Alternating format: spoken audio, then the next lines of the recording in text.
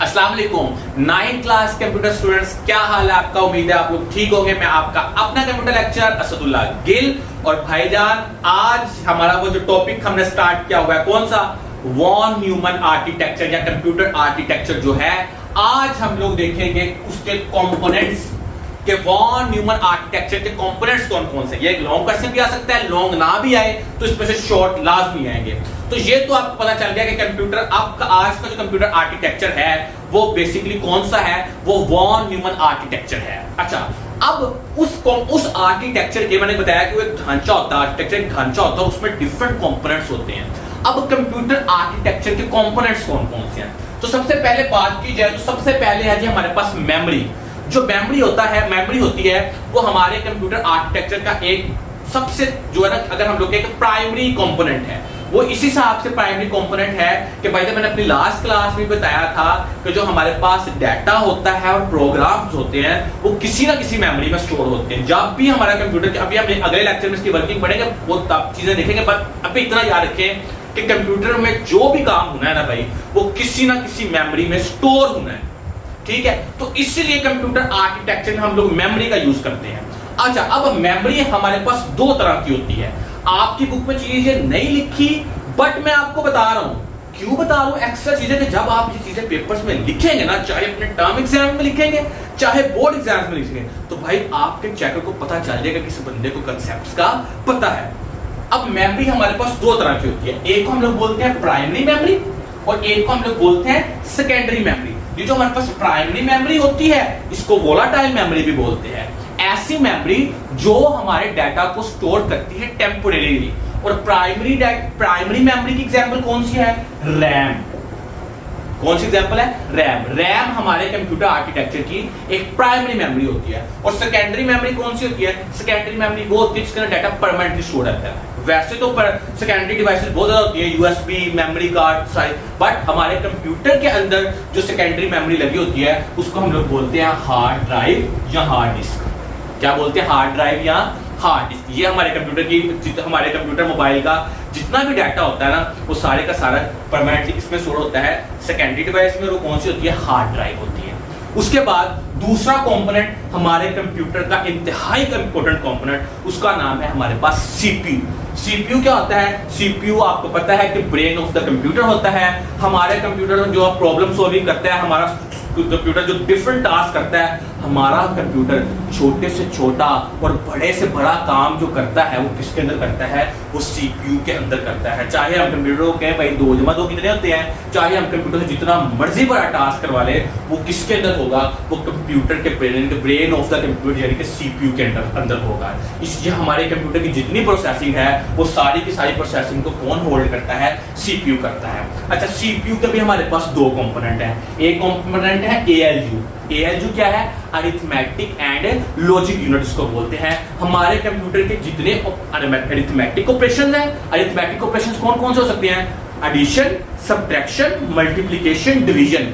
तो ये जो अरिथमेटिक ऑपरेशन है ये किसके अंदर परफॉर्म होते हैं, ये एएलयू में होते हैं। और उसके बाद है लॉजिकल। मैंने कहा इसमें दो तरह, ALU arithmetic and logic unit, इसमें दो तरह के ऑपरेशंस होते हैं। एक अरिथमेटिक मैंने बता दिए, दूसरे लॉजिकल। लॉजिकल से मुराद आपको पता है कि लॉजिकल ऑपरेशंस कौन कौन से होते हैं, ये जो हमारे पास होते हैं greater than, less than, greater than, equal to, less than, equal to, not equal to, ये सारे के सारे कौन से होते हैं, ये होते हैं हमारे पास लॉजिकल ऑपरेशन। तो एएलयू के अंदर अरिथमेटिक्स एंड लॉजिक ऑपरेशंस को परफॉर्म किया जाता है। उसके बाद हमारे कंप्यूटर का जो सीयू है, जिसको हम लोग कंट्रोल यूनिट बोलते हैं, ये मेन कंपोनेंट है सीपीयू का।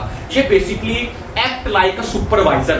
ये जो सीयू है ना, ये एक सुपरवाइजर की तरह एक्ट करता है। सुपरवाइजर का क्या काम होता है, अच्छा सुपरवाइजर क्या होता है, आप लिख सकते हैं कि जो कंट्रोल यूनिट है ये सीपीयू के अंदर या कंप्यूटर के अंदर एज अ सुपरवाइजर काम करता है। सुपरवाइजर से मुराद क्या, फॉर एग्जांपल अगर हम एक मिसाल लें इम्तियाज मॉल की या किसी भी मॉल की मिसाल लें, तो उसमें ना डिफरेंट फ्लोर होते हैं, फ्लोर 1, फ्लोर 2, फ्लोर 3, फ्लोर ऐसे है ना।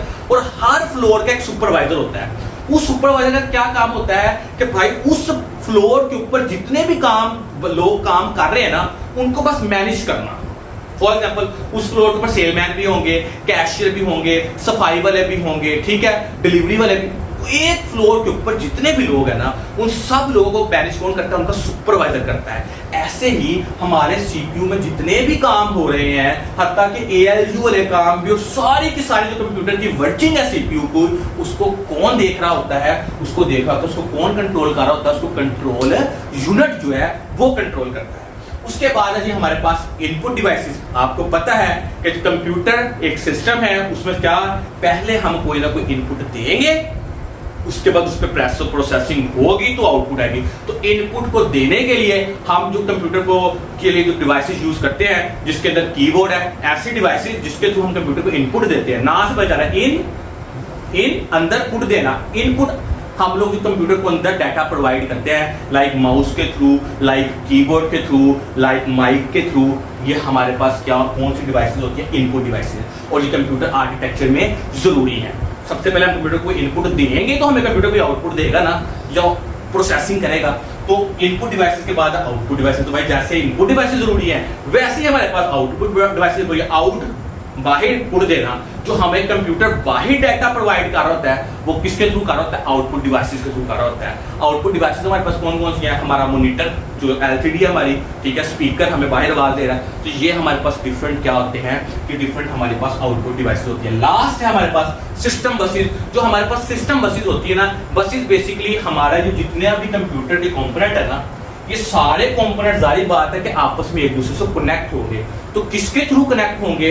भाईजान वो सिस्टम बसेस के थ्रू कनेक्ट होंगे। सिस्टम बसेस जो है ना, ये बेसिकली कम्युनिकेशन के लिए हमारे पास जो सिस्टम है, सारे कंपोनेंट्स जो कम्युनिकेशन करवा रहा है आपस में, वो कौन करवा रहा है? सिस्टम बसेस करवा रही है।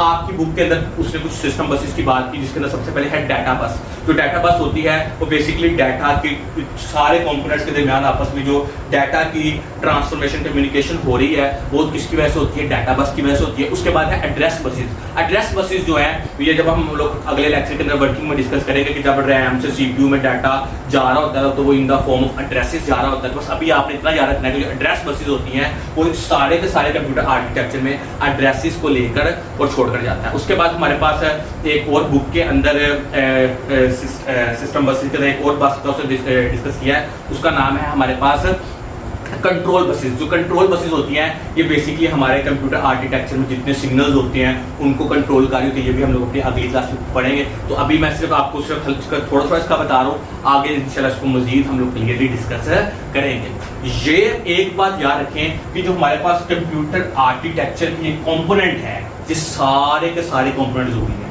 इनमें से अगर एक कंपोनेंट मिसिंग हो जाए तो हमारे कंप्यूटर की वर्किंग हो सकती नहीं है। कंप्यूटर आर्किटेक्चर के सारे के सारे मेन या प्राइमरी कंपोनेंट, इसके बगैर हमारा कंप्यूटर, इसमें अगर एक भी मिस हो जाए तो हमारा कंप्यूटर वर्क कर सकता नहीं है।